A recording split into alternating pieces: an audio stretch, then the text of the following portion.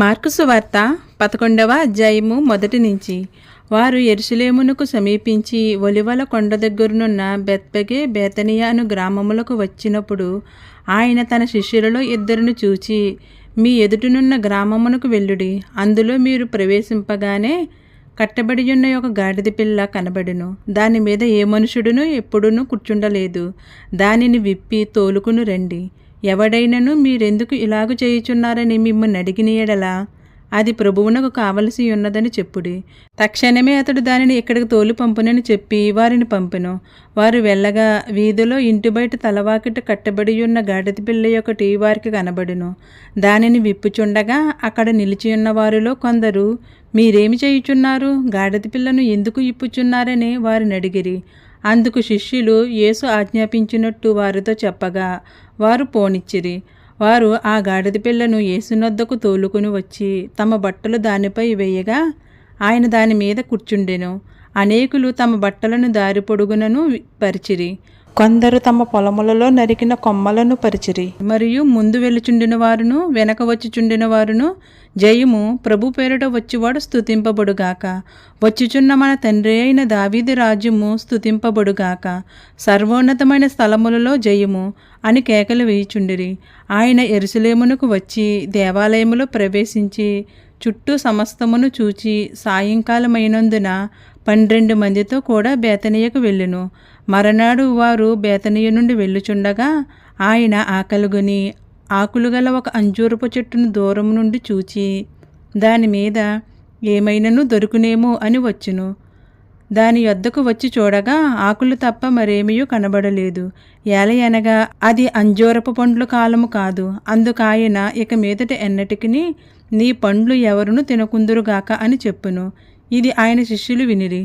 వారు యెరూషలేమునకు వచ్చినప్పుడు ఆయన దేవాలయములో ప్రవేశించి దేవాలయములో క్రయ విక్రయములు చేయవారిని వెళ్ళగొట్టనారంభించి రోకల మార్చివారి బల్లలను గువ్వలమ్మువారి పీటలను పడద్రోసి దేవాలయము గుండా ఏ పాత్ర అయినను ఎవనని తేనీయకుండెను.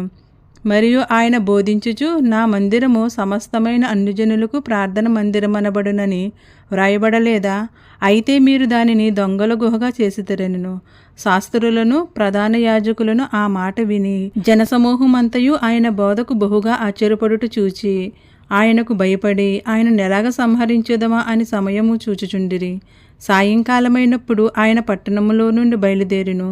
ప్రొద్దున వారు మార్గమున పోవుచుండగా ఆ అంజూరపు చెట్టు వేళ్ళు మొదలుకుని వెండియుండట చూసిరి. అప్పుడు పేతురు ఆ సంగతి జ్ఞాపకమునకు తెచ్చుకుని, బోధకుడా, ఇదిగో నీవు శపించిన అంజూరపు చెట్టు ఎండిపోయినని ఆయనతో చెప్పెను. అందుకు యేసు వారితో ఇట్లనెను, మీరు దేవుని యందు విశ్వాసముంచుడి. ఎవడైనను ఈ కొండను చూచి నీవు ఎత్తబడి సముద్రములో పడవేయబడుమని చెప్పి తన మనసులో సందేహింపక తాను చేసినది జరుగునని నమ్మిన యెడల వాడు చెప్పినది జరుగునని మీతో నిశ్చయముగా చెప్పుచున్నాను. అందుచేత ప్రార్థన చేయునప్పుడు మీరు అడుగుచున్న వాటి నెలను పొందియున్నామని నమ్ముడి, అప్పుడు అవి మీకు కలుగునని మీతో చెప్పుచున్నాను.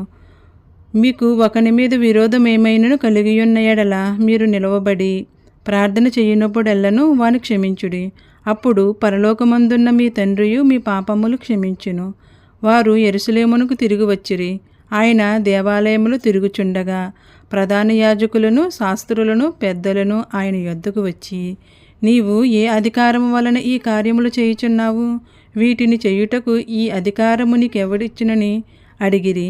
అందుకు యేసు, నేనును మిమ్మను ఒక మాట అడిగేదెను, నాకుత్తరమియ్యుడి.